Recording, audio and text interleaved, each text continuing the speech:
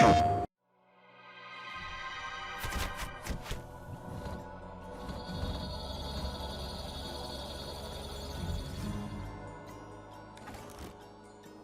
see there being two big benefits to being a small independent developer. One of them is that you get to, and they're related actually, right?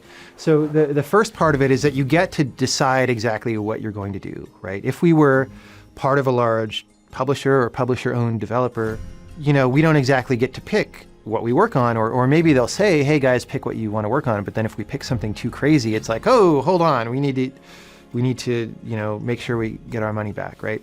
So the first part of it is that we can pick anything.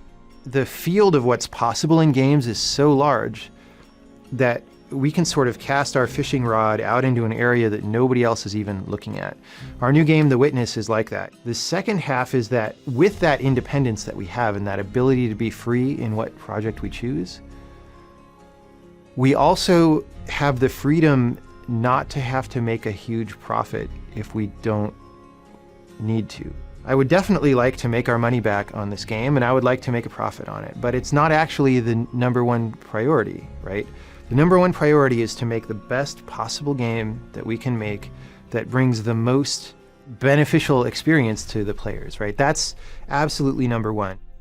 For a while, we had been generally interested in being on the next Sony console, so we kept up relations with people at Sony, and at some point those discussions naturally turned to, hey, we're going to have a mini preliminary dev conference soon.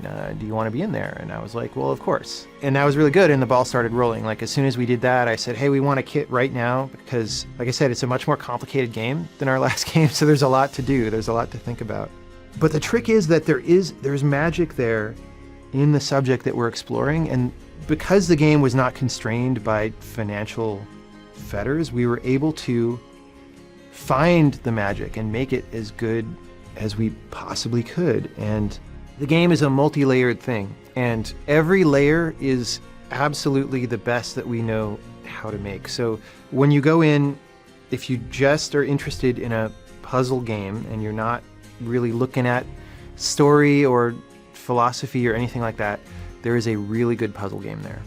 But if you want to read further than that, there's other layers. And that's sort of that provision for deeper engagement that allows for that little bit of ambiguity, or that little bit of like, I didn't totally understand it, but then when you go look at it closely, you open it up and you discover there's a huge ton of stuff in there.